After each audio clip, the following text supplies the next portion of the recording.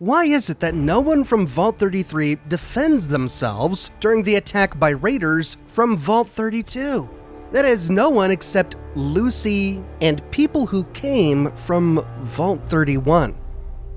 Just after Lucy is attacked in her home by her new husband, she comes out to find the vault in complete chaos.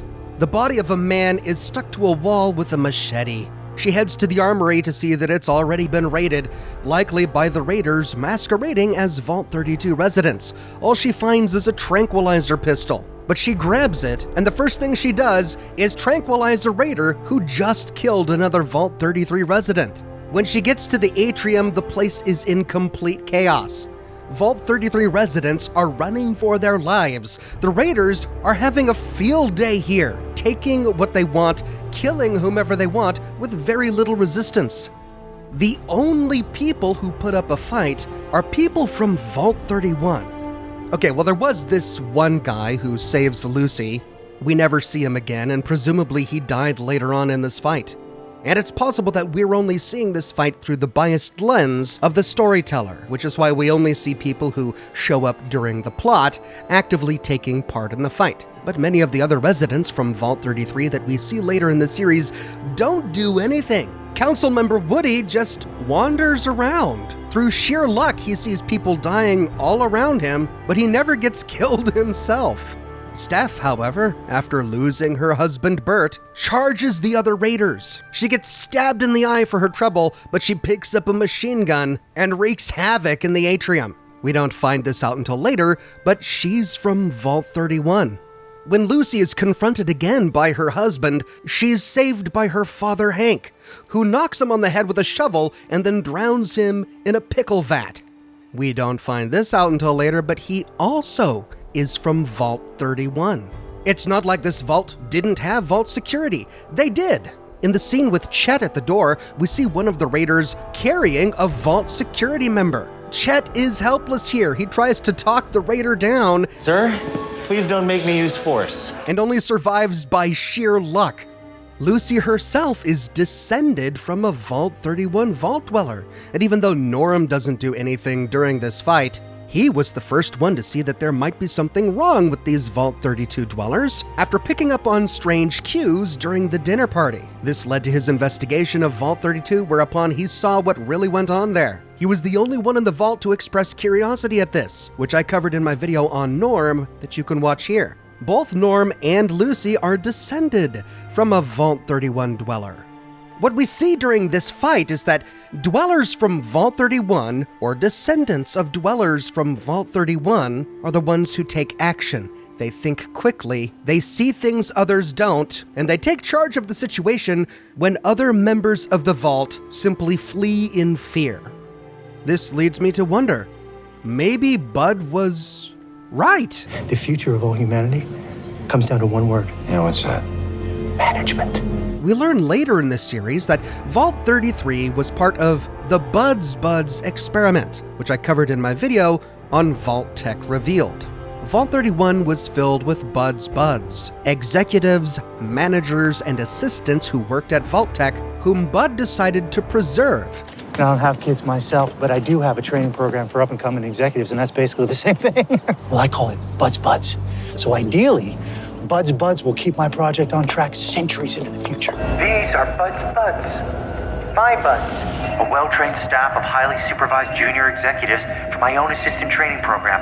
Because the future of humanity comes down to one word: management. He cryogenically froze them and then filled Vaults 32 and 33 with people whom he was going to use as breeding stock. They're our breeding pool, genetically selected to breed with my Buds to create a class of super managers. People with positivity, people who make lemonade, people who will inherit the earth. The experiment was to periodically unthaw somebody from Vault 31, someone who was frozen because they exhibited qualities of a good manager, and then breed that person with a Vault resident from the 32 and 33 breeding pool. The idea was that their descendants would have some of these good characteristics, producing, after several generations, a vault filled with super managers. Super managers who would then repopulate the wasteland, and from all appearances, they were really close to this point. We learned during the dinner party that they were only one generation away. That the next generation, Lucy and Monty's children, will be able to recolonize. It was Lucy's children who, according to this program, would repopulate the wasteland. They were one generation away from having a population of people with the right managerial character attributes necessary to colonize the wasteland. And perhaps this can explain some of Lucy's characteristics. She's extremely detail-oriented, even having flashcards covered with notes that she uses during her interview to have a spouse from Vault 32. She takes part in all of the activities in the vault: fencing, gymnastics. She even exercises in her downtime. She's highly educated to the point where she's actually the elementary school teacher in the vault. Could it be that Bud was right? That the character attributes of a good manager can be passed down from generation to generation? That Lucy is as competent as she is because she's the result of a Vault Tech experiment. An experiment that was near the end of its run.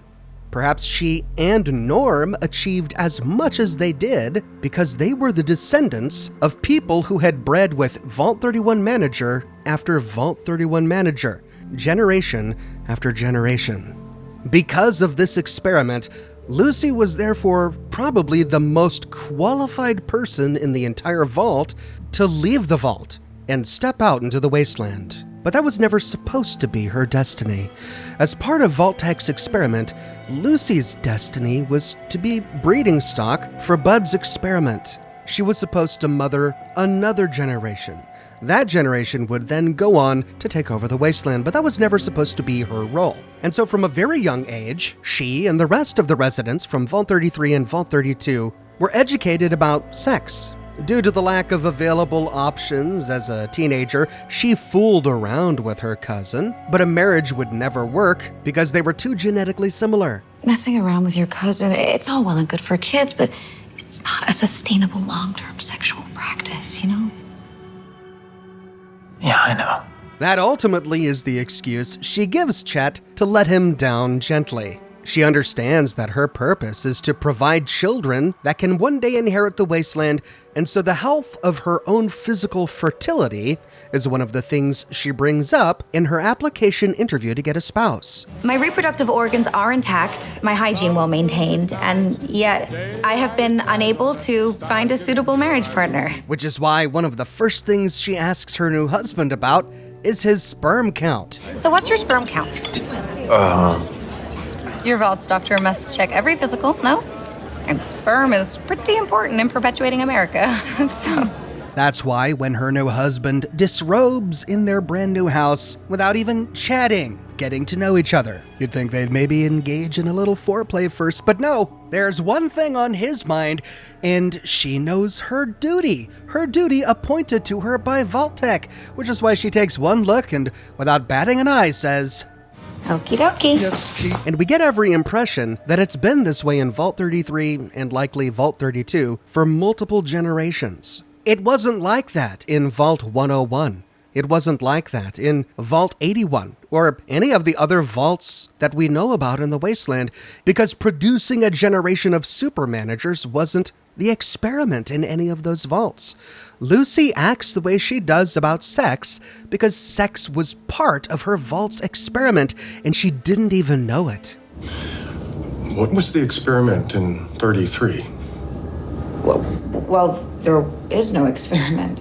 But, of course, things didn't go according to plan. Bud couldn't predict that Moldaver in the NCR and a bunch of raiders would infiltrate his vaults and disrupt his experiments. And so Lucy is now out in the wasteland, a generation before anyone from Vault 33 ever should have been, but possessing all of the skills that she has been bred to have. She steps out into the wasteland to save her father because it's her duty. No one else will do it. And as always, she approaches her duty with a can-do attitude. Okie dokie. However, the vault is the only world she's ever known. She has no idea what to expect in the wasteland, and so even though she does have a lot of natural skills and abilities, she's walking into the world as a newborn babe. She doesn't yet know how to use those skills and abilities to fit this world. She knows how to use them to fit in a vault world, but this is a completely different place. Even though she's incredibly talented and skilled, she still has to take her baby steps while exploring this world, and she will stumble a lot. There are two things we need to watch out for while traveling with Lucy on this journey: how this wasteland affects her goals, the things she is setting out to achieve, the things she wants, and how the wasteland affects her character. I'm not going back without my dad. If you insist on staying, then you will have to adapt. The question is, will you still want the same things? Maybe the wasteland will cause her to change what she wants, but that doesn't mean that it's necessarily going to change her character in the way that it clearly changed the character of Cooper Howard. So what does she want, and what is her character? Well, at this point in time, she wants her father. Sir, I'm looking for my father. He was kidnapped by this woman named Moldaver. Have you seen her? I'm bringing him home. And she truly believes in the mission of the vaults. To keep the candle of civilization lit while the rest of the world has been cast into darkness. But the mission of the vaults should be important to everyone. And why is that? Well, you see, the idea is that we're going to save America. And what is her character? She's the kind of person who follows the golden rule. You can't treat people like this. Yeah, why is that? Because of the golden rule. Do unto others as you'd have done unto you. Her instinct is to treat people with decency so that they will treat her with decency. She rewards trust with trust. In the vault, she grew up to give people the benefit of the doubt because the worst thing that could happen to them is they might be socially rude. You could have been lying about the medicine and you weren't. And you could have killed me when I collapsed back there and you didn't. I get that trust doesn't come easily up here. You can trust me. And I'm from a place where the worst someone can do to you is forget to say thank you. Sounds like a nice way to live. It is. But they're not going to pull out a gun and shoot you. They're not going to make jerky out of your butt and to harvest your organs. This is a very different place, but she doesn't know that yet, which is why dialogue, persuasion, and charisma are the go-to talents she tries first before everything else. And sometimes she is successful. Sometimes she is persuasive. We stole their fusion core. No. Yes. No. Giving it back is the right thing to do. But she finds herself in a world that isn't easily swayed by mere talk, which is why time and time again, she fails her persuasion checks. I'm going to have to ask you to leave him alone. Now, if your instinct is to harm me, as a person simply trying to de-escalate a conflict, then I'll have to assume of the two of you, you are likely the primary aggressor. She leans on her charisma as her first line of defense, which is something I think she was taught to do. Bud Askins seems to be of the opinion that good management consists of giving orders, giving direction, and he's surprised when that doesn't work. Don't move. Don't you access the info tree or look at the terminal? Don't go in there. Don't you go in there. Don't read anything in there or turn on the lights. I am the overseer here. My orders must be followed. Why isn't this working? This is conflict resolution 101. During the earlier episodes, whenever she's struggling and she doesn't know quite what to do, she looks to the Vault Boy for inspiration. She sees a poster in the vault. She sees a bobblehead in the general store at Philly, and she says to herself, what would the Vault Boy do? What would Vault Tech expect of me? What would the Overseer have me do? What would make my father proud? And it's then she finds the fortitude she needs to do what she knows is right, which is why it comes as such a surprise to her when persuasion doesn't exactly work the way she's been taught it should. It wasn't persuasion that stopped the ghoul from killing her in Philly. She said stand down. It wasn't persuasion that resolved the conflict with the fiends on the bridge. Okay, I think we're all feeling some tension.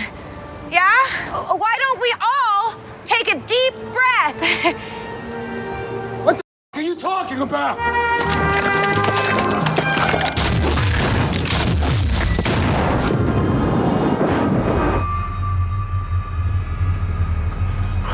Why? And persuasion didn't keep the ghoul from waterboarding her. Torture is wrong. Well, I ain't torturing you, sweetheart. I'm using you as bait. Persuasion never convinced the ghoul to give her a drink of water. Sir, please. I need water. Please. And so she learned the hard way at times, but she learned that being charismatic isn't going to solve all of her problems, that there are times for action. And thankfully, she's been trained for that. She was an excellent marksman in the vault. She didn't think she was very good. Though I'm not very good. But if we take a look at her target, she got bullseyes. And those skills help her in the wasteland. When she realizes persuasion isn't going to work with the ghoul, she tries to escape when she finds an opportunity to. And she viciously attacks him in order to defend herself. There you are, you little killer. When she thinks that the people of Vault 4 are experimenting on innocents, she doesn't stop to talk to them. She's learned her lesson by this time. Instead, she defends herself.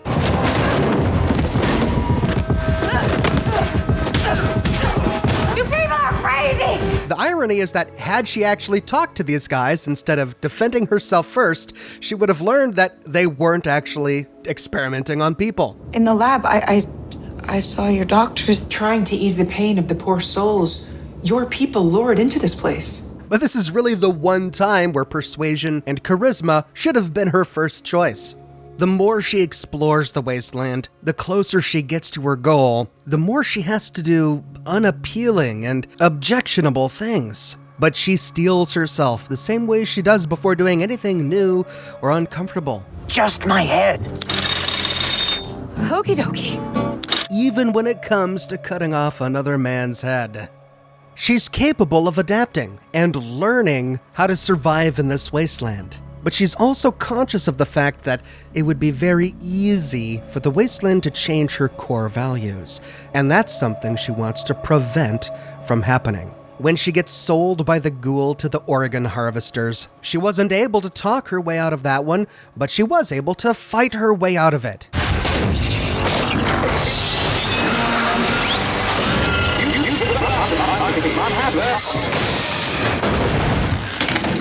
But she didn't just secure her own freedom, she insisted upon the freedom of the nearby trapped ghouls. Hands up! Okay. You can walk out of here. Not just me. Them too. Due to her inexperience in the wasteland, however, she also had them release the feral ghouls, and she wouldn't let them explain to her exactly why that was a bad idea. I said all of them. Lady, those ones you don't understand. But due to her training in the vault, she was an excellent marksman, and so she was able to survive this experience.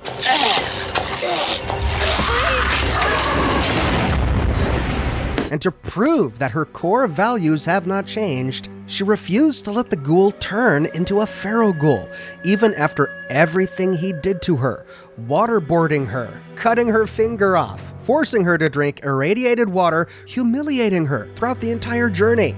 She still gave him mercy. I may end up looking like you, but I'll never be like you. Golden rule, mother. The ghoul would have her believe that the golden rule is an antiquated idea proved false by the reality of the wasteland, that it's fundamentally naive, and anyone who tries to have integrity is a fool. And at first glance, he may appear to be right. Lucy herself realizes that almost everyone she's met has at one point tried to kill her. And practically every person I've met up here has tried to kill me. But her insistence to maintain her own personal integrity is vindicated when she meets Maximus. When she first saw Maximus, she saw him defending her from the ghoul for no other reason than it was right. He could have let the ghoul kill her and Wilzig, and then fought the ghoul himself for the artifact. but he didn't. He intervened, saving her life. That kindness bought him a kindness in return. When she stumbled upon him trapped in his power armor, she kills the rad roaches trying to eat him. And even though at this point she has become wary... Believe me, I really want to trust you, but I've had a rough week. She gives him the benefit of the doubt, frees him from the power armor, and in exchange he saves her life with Radaway. This exchange proved that the ghoul's overly cynical worldview was wrong. It's not wrong all the time, there's definitely a place for it. But it's not right all the time either. You can't treat everyone like they're a raider, like they're a fiend, or like they're a commodity to be consumed. Sometimes people deserve to be treated with decency, and in exchange you get decency back from them. Ultimately, I think this is why she ended up falling in love with Maximus. She was impressed, of course, when he shows up at Philly in power armor and saves the day, but it was after getting to know him that she fell in love with him. What she fell in love with was a man of his word. A man who wanted to do the right thing, even if sometimes it took a little convincing. A man who feels bad when he lies and goes out of his way to confess his lies so he doesn't have to carry that burden any longer. There's something I should tell you. My name isn't Titus, it's Maximus. Titus is the name of the knight who owned this suit before me. He was threatening me, so instead of helping him, I watched him die. And I took his armor, and I lied to you. So all that stuff you're saying, about me being a good person. All he did is impress Lucy with this. He could have stayed Knight Titus forever, who was gonna know? But his conscience wouldn't let him. He cared for Lucy, and he was disappointed with himself that he was carrying this lie that he told her. And by confessing it, all he did is impress Lucy. Do you want to come live with me in my vault? Yeah, of course. That made her admire him more. Instead of mocking her for being a vaulty. Vault dwellers. Mocking her for the life she came from, he saw the value in it. A vault. It's a place that's peaceful and safe. Where nobody ever goes to war. Yeah, they're both young, and maybe because they're so young, they're a bit idealistic. But the ghoul is old, and along with that age comes a heaping dose of cynicism. Neither the ghoul nor Lucy and Maximus are wrong. The ghoul is right to be cynical, but sometimes he's wrong to be cynical. Lucy is wrong to be naive, to trust in the good nature of humanity. But sometimes she's right. Sometimes the golden rule does work. Wilzig spared Lucy's life when they first met, and in exchange she ended up being instrumental in his mission, ultimately succeeding in delivering the artifact to Moldaver. Lucy trusted Maximus and let him out of his power armor, and in exchange, Maximus saved her life by giving her Radaway at the last moment. Lucy gave mercy to the ghoul, someone who tried to sell her to organ harvesters. And in exchange, he shows up at the very end and saves her and Maximus from Hank. Had Lucy not, in her heart of hearts, believed in the golden rule, then she would never have been able to get the artifact back from Thaddeus. She would have never then been able to get to Moldaver at the Griffith Observatory. And she would have been taken by Hank forcibly back to Vault 33 for the second time. We see Lucy exhibit a devotion to Vault-Tec throughout the entire series, and when reality conflicts with what she's been taught by Vault-Tec, we see internal conflict that causes her pain. For example, when she discovers the existence of the NCR. This isn't real, right? You never heard of the New California Republic? 34,000 people lived here after the war? Yeah. What about Reclamation Day? The entire purpose of my vault was to come up to the surface one day and restart civilization. It's Reclamation Day. It's what keeps us all going, and it already happened without us. She had been told all of her life that the surface dwellers were raiders and scavvers and didn't know how to be civilized. That it was the vault dwellers who were going to bring civilization back to these Neanderthals. What if people are still alive on the surface? There'll be Stone Age creatures probably eat whoever steps out of your vaults. This, of course, was far from the reality. The reality is that the people who survived the nuclear apocalypse, over time, did what any other people would do.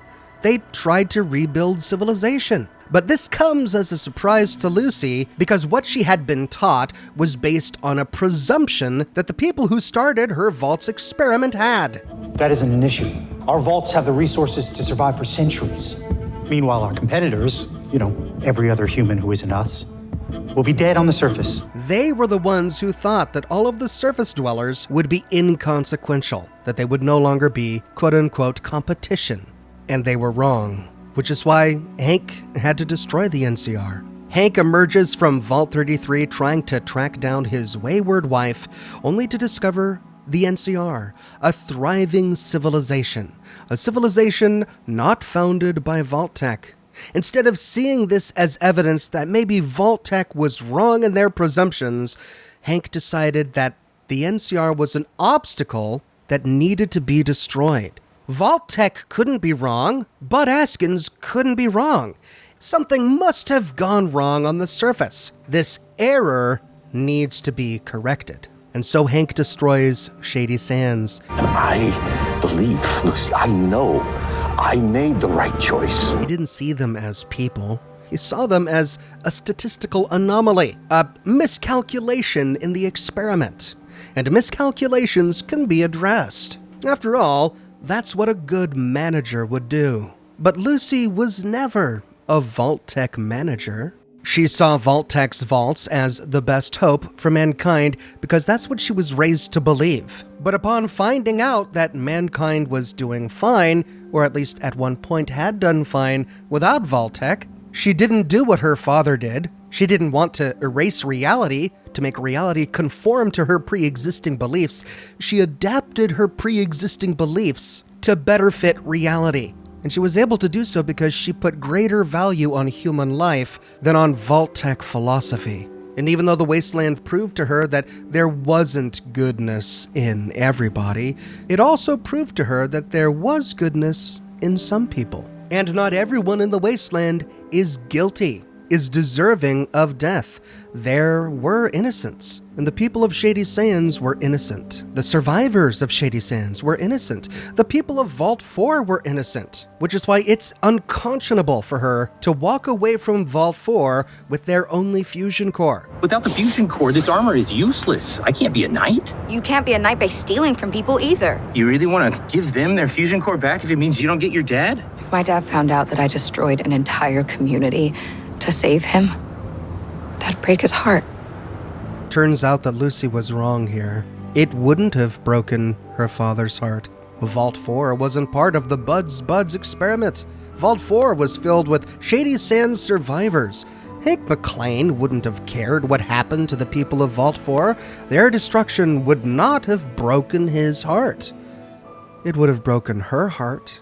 What she says here with Maximus outside of Vault 4 is foreshadowing to what happens at the very end of the series. She proves to be better than her father, because finding out that her father was the one responsible for destroying Shady Sands broke her heart. Wait, we gotta get out of here. No, not with him. Why not with him? What do you mean? It was him. It was him. What was him? Shady Sands.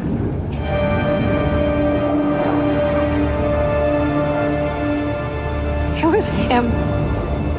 Learning that her own father turned her mother into a feral ghoul broke her heart. I loved your mother, but you stopped being your mother when she left home. This brings us back to the foreshadowing we get at the very beginning of the series. When Lucy meets with Wilzig, he urges her to go back to the vault. He knows what this wasteland is like, and he knows how Vault-Tec raises their vault residents. He knows that she's in no psychological state to adapt to this wasteland without changing in some way. Then you will have to adapt. The question is, will you still want the same things? And that ends up being true. She left her vault in search of her father. Her goal was just to find him and save him. But at the end of the series, what she wants has changed.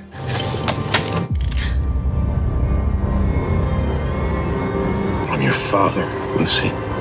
You can't came all this way for me. You're not gonna hurt me. She no longer wants to save him. She wants him to face justice. But she wouldn't care if he faced justice if her core values had changed. She still believes in the golden rule, treat other people the way you want to be treated. She still values human life. She wants her father to see justice because he violated the golden rule. He destroyed innocent life. Lucy McLean changes in many ways throughout the series. She goes from being incredibly naive to being a little bit more savvy. She goes from leaning on her charisma and her persuasion to realizing that sometimes the best thing to do in a given situation is to act. At the end of the series, what she really wants ends up changing, but she manages to get to the end of the series without her core values changing. I've had a lot of time to think about this moment. You wouldn't believe the things that went through my head. One night, I actually tried to stuff an old grenade into the neck hole. Yes, I was gonna walk in here and blow everybody up, but that's not really how I was raised. So, if you don't mind, I'm gonna keep things civil. Brought you your friend, just like he asked. Now, please, give me my dad back. Lucy loved her father, and she really believed in Vault-Tec. But she has within her a set of principles that transcended her loyalty even to them. Perhaps this was due to her education. She was clearly knowledgeable about history, literature, and art. Can you tell me what's happened in the last 200 years? I know about the Great War and the bombs falling and the 320 years of American history before then. I just need help with the last 200 years. Or perhaps this was due to her mother, Rose's influence. Perhaps it was Rose who instilled in Lucy at a very young age the idea that human life has value and people should be treated with decency. As for her special stats, I think she's got a 5 in strength. She's not the strongest out there, but she's proven herself in a scrape. A 3 in perception. There are many times where she just doesn't notice what's going on, where she doesn't read the room correctly, causing her to say and do the wrong things. I think she's got 6 in endurance. She endures incredible hardship through the series. Fight after fight, and an extended imprisonment and torture from the ghoul. An 8 in charisma. Even though she fails persuading people from time to time, I still think she's got high charisma, with the ability to charm and persuade some people, including Wilzig and Maximus. An intelligence of 8. She's highly educated, and she knows where to go to find the information that she needs. An agility of 5. For, like strength, she may not be the most agile person out there, but she has enough agility for when she needs it. And a luck of 5. She's unlucky enough to fail a number of charisma checks and to get into positions where she's in a lot of pain and discomfort, but she's lucky enough to get through all of them mostly unscathed. When we see Lucy at the end of the show, she leaves with the ghoul to get answers. She needs to confront her father. She needs her father to face justice. And meting out that justice is now an incredibly unpleasant duty. But she tackles this duty with the same fortitude that she tackles all of her previous duties. Okie dokie. Wilzig's prophecy about what she really wants has come true. But I don't think, even at this point, that her character has been corrupted by the wasteland. Yet, what will Season 2 do to Lucy? Do you think she'll go down the path of Cooper Howard and become a woman who truly believes that life is cheap? Or will she retain her belief in the golden rule and maybe even inspire those around her as well? What perks do you think she would have? And where would you put her special stats? Let me know your thoughts in the comments section below. I publish new Fallout episodes each and every week on my channel, so if you don't want to miss my next one, be sure to subscribe and to click that bell notification button.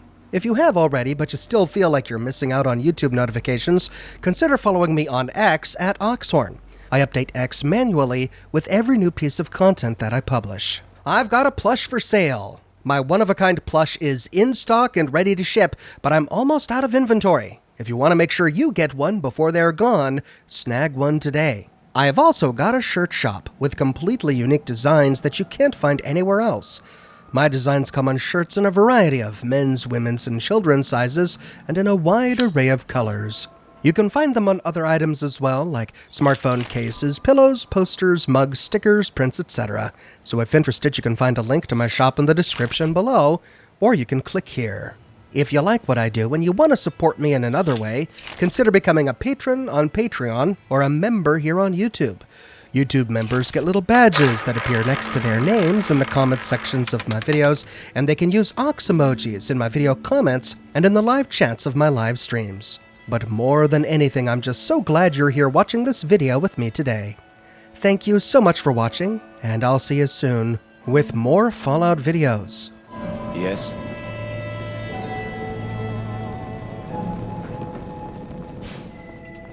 He's looking pretty bad. Must be rough. Up a new batch of pies today? I heard Alexis promised one to Erin, and I know how you hate to disappoint the little ones. Marcus William Somerset. Oh, don't you go on thinking you're so clever. Those pies are going to be for Calvin and his crew. Lord knows they could use a treat right now.